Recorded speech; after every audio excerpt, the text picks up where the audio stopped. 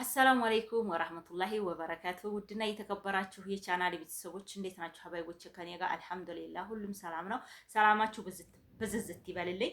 ዛሬ ደግሞ በአዲስ ቪዲዮ የመጣሁት አረብ ሀገር ሁኜ ህጋዊ ቤት በስሜ ማዞር እችላለሁ ወይም ቤቴን በዛ በገዢው ስም ወይም በሌላ ሰው ስም ሆኖ በራሴ ማዞር እችላለሁ ወይ የሚል ጥያቄ ነው ማለት ነው ዛሬ የተጠየቅኩት። ሁለተኛው ጥያቄ ደግሞ ስንት ብር ይፈጃል ስም ማዞሪያ፣ ስንት ብር ይፈጅብኛል የሚል ጥያቄ ነው እህቶቼ።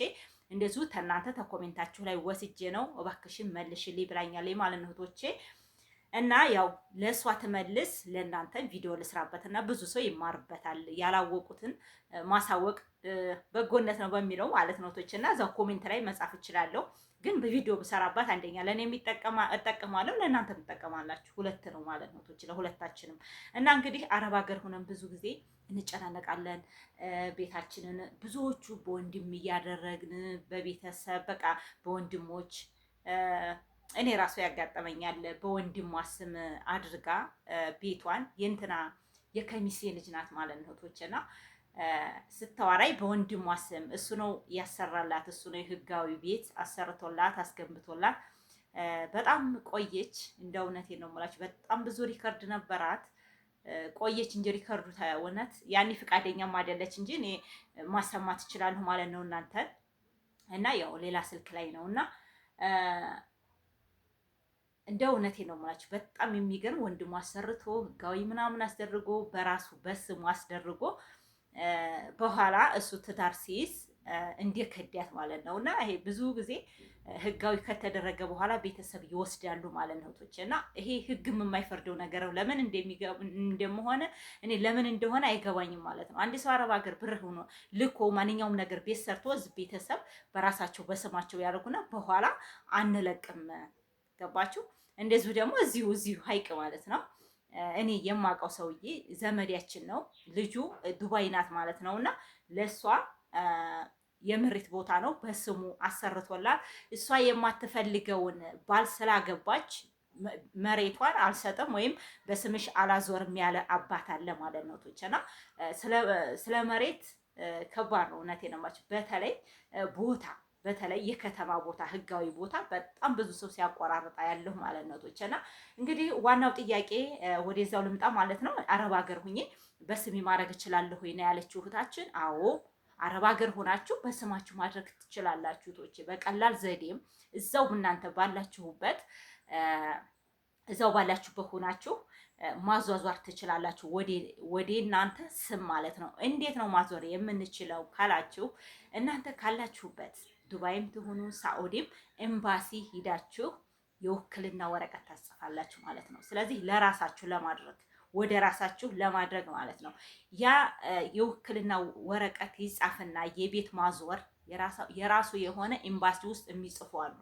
እኔም አጋጥሞኛል። እኔ ሳልሆን ጓደኛዬ የጃማ ወረኢዱ ልጅ ጓደኛለችኝ። አሁን ድረስ እንደዋወላለን ማለት ነው ቶችና ያቺ ልጅ አስታውሳለሁ። አሁን ሳይሆን ቢያንስ እንደው ከ5 ዓመት በፊት አብረን ዱባይ ሻርጃ እንሰራ ነበርና የፊተኛው የሄድኩ ጊዜ ነው።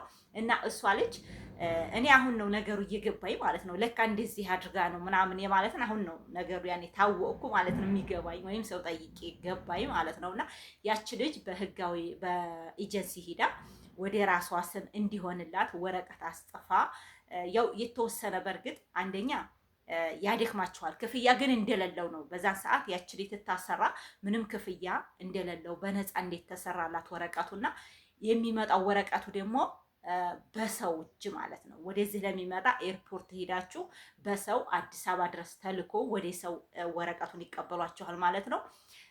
ራሱ ይሄ የሚጽፉ ገባችሁ? እራሱ እዛው ኤምባሲ ውስጥ የሚጽፉ አሉ ማለት ነው። ቆንስላ ወይም ኤምባሲ ያው ነው አይደለ? ቆንስላ ማለት ወይም ኤምባሲ ያው ነው። ስለዚህ ቆንስላ ውስጥ ሄዳችሁ የሚጽፉ አሉ ስለ መሬት ውል ማለት ነው። ስለ የኢትዮጵያ ኤምባሲ ይዛላ። ስለዚህ በራሴ ብላችሁ ያለውን ነገር ተቤተሰብ ጠይቃችሁ በራሳችሁ እንደዚሁ አጽፋችሁ መዳሞቻችሁ እዛ ኤምባሲ ተወሰዷችሁ ስልክ ቁጥራቸውን ይዛችሁ የነሱን ኤምባሲ ውስጥ ኢትዮጵያውያን አሉ አስተናጋጆቹ ብዙዎቹ በቃ እነዛ ናቸው ማለት ነውና እዛ ውስጥ አጽፋችሁ ዝሮ ወረቀቱን ይሰጧችኋል እነሱ ማለት ነው። ያን ወረቀትና የፓስፖርታችሁን ኮፒ ማንኛውንም ነገር አድርገው ታሽጎ ነው የሚሰጣችሁ ማለት ነው እህቶች፣ ይሰጣችኋል። ያ እንዴት ታሸገ በሰው እጅ ኤርፖርት ሄዳችሁ ተላካችሁት አዲስ አበባ ሰው ተቀባይ ታደርጋላችሁ ኤርፖርት። የዛኔ ሰውና የቤተሰቦቻችሁን ቁጥር አንድ ላይ አድርጋችሁ አጽፋችሁ የውክልና ወረቀት በማስረጃ ስለዚህ የምትልኩለት ሰው የሚቀበላችሁ ወረቀቱን የሚቀበላችሁ ሰው ታማኝና ቤተሰብ መሆን ለእናንተ የሚቆረቆር መሆን አለበት።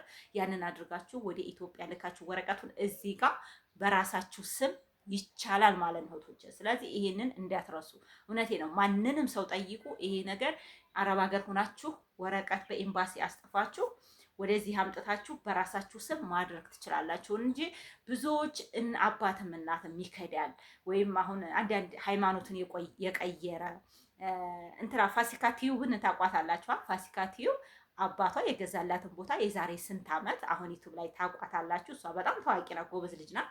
እና እሷ አባቷ ክርስቲያን ነበረች። ሙስሊም ስትሆን አሁን ፊርዶስ ነው ስሟ። በፊት አሁን እንትኗ በዩቱባ ግን ፋሲካ በዛው ነው በክርስቲያን ስሟ ማለት ነው። እና ወደ ሙስሊም ስለመጣች አባቷ ክዷት የዛሬ ስንት ዓመት በጣም ነበር የምንከታተለው። በጣም ኢትዮጵያ መጥታ አሁን ማሻአላ 3 ልጆች ያደረሰች እህት አለችን ማለት ነው። ቶቼ ፎቶዋን ታላንትን ታላችሁ እሷ ማሳየት እችላለሁ እዚህ ቪዲዮ ላይ ማለት ነው ቶች። እና እሷ በጣም ሃይማኖታቸው እንደዚህ የቀየሩ ወይም የሆነ ቤተሰብ ጋር ስትጣሉ እናንተ የሆነ ችግር ወይም የማይፈልጉትን ሰው ስታገቡ እነሱ የማይፈልጉትን ቤተሰብ እንትን ይልባችኋል ማለት ነው። ያንን መሬት ይክዳችኋል። እኔ አላቅም ብሎ በፍርድ ቤት ራሱ መክሰስም የማይቻልበት ሁኔታ ስላለ እንደዚሁ ደግሞ ሌላም ደግሞ ባልና ሚስት ደግሞ የኔ ያጎቴ ልጅ አለች፣ ሳኡር ነው ያለችው።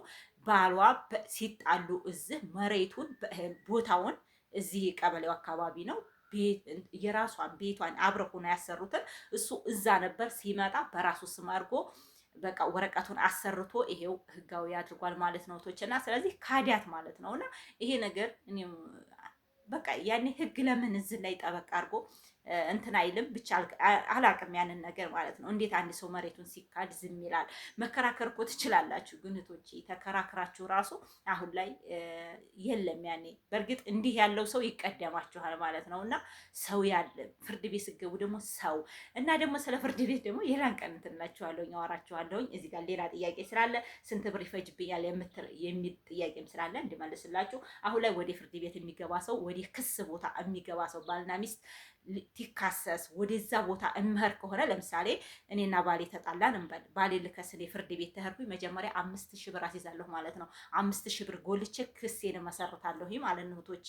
ለምን ይሄ ነገር ድሮ እኮ በፈለጋችሁበት መጥታችሁ ወረቀት አጽፋችሁ እንደውም እዛ ኦራፖር ጸሐፊ አሉ ግቢ ውስጥ ማለት ነው አጽፋችሁ መክሰስ ትችላላችሁ። ስለ መሬት ጉዳይ፣ ስለ ቤታችሁ፣ ስለ ማንኛውም ነገር፣ ስለተበደላችሁት፣ ስለ ቤተሰብ፣ ስለ ማንኛውም ነገር ማለት ነው። እና አሁን ላይ ግን እንደዛ የለም። መጀመሪያ 5000 ብር ቀብድ አስይዛችሁ ነው ፍርድ ቤት ማጻፍ ራፖርት ጸሐፊ ዘንድ ከፍላችሁ፣ እሱም ደግሞ 500 ብር 600 ብር ሆኗል ማለት ነው። እንደ ድሮ አይደለም እህቶቼ። እና 5000 ብር ጎልታችሁ ነው እንደገና ወደ ፍርድ ቤት መግባት የሚቻለው አሁን ማለት ነው እህቶቼ። እና ለምን እንደዚህ ሆነ ብዬ ስጠይቅ እህቶቼ ገርሞኝ ማለት ነው። ለምን ድሮ እኮ እንደዚህ ነበር፣ በነፃ ነበረ የራፖርት ጸሐፊ ያጻፋችሁበትም ብቻ ስትከፍሉ 50 ብር 100 ብር ነበር ድሮና።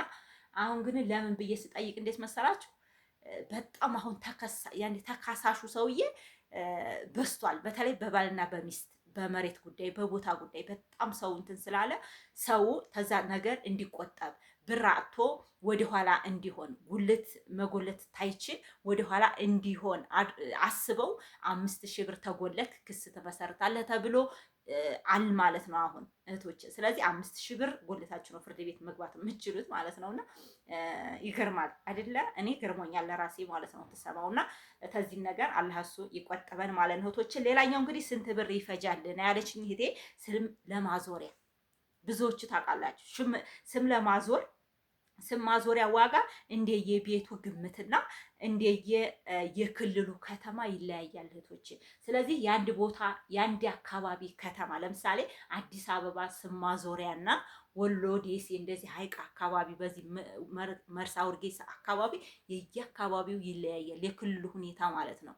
የድሮ ቤቶች ሊሆኑ ይችላሉ፣ አሁን የተመሰረቱ ቦታዎች ሊሆኑ ይችላሉ። ስለዚህ የሁሉም ቦታ ይለያያል። የቤትና የቤት ራሱ እኩል አይደለም። ስለዚህ መወሰን አይቻልም ማለት ነው እህቶች፣ ይህም ማወቅ አለባችሁ። የኔ ቤት ማዞሪያና የእናንተ የድሮ ቤት በድሮ ለምሳሌ ቢያንስ ከ10 ዓመት ከ20 ዓመት በፊት የተሰሩ ህጋዊ ቦታዎች እና አሁን የተሰሩ ህጋዊ ቦታዎች እኩል አይደለም ስም ማዞሪያቸው እህቶቼ።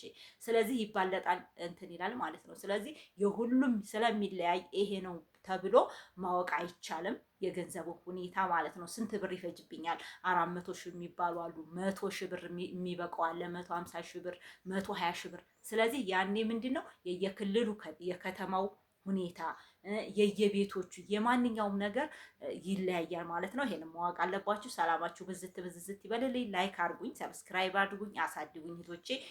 ዋይፋይል ያልቅብኝ ነው። 1 ዓመት እየሆነ ነው ወደ ኢትዮጵያ ከመጣሁኝ። የዛን ጊዜ ሰኔ ልቅ ብሎ ነው የመጣሁትና በዛን ሰዓት የ1 ዓመት ዋይፋይ አስሞልቼ ነበር። አሁን ሊያልቅብኝ ነው። ግዴታ አሁን ይችን እንትን ብዬ 15 ሺህ ብር ነው አሁን የምከፍለው ማለት ነው ለ1 ዓመት ዋይፋይ። ለዛ እንዲሆነኝ ይሄን ቪዲዮ ደግሞ ላይክ አድርጉልኝና ቫይራል አውጡልኝ። እወዳችኋለሁ፣ አከብራችኋለሁ። እናንተም ደግሞ እንደዚህ ኮሜንት ላይ አስቀምጡልኝ። እኔ ለሰው ትምህርት ይሆናል የምለውን መርጬ ወደ እናንተ አደርሳለሁ ማለት ነው። አሰላሙ አለይኩም ወራህመቱላሂ ወበረካቱ። ባይ ባይ።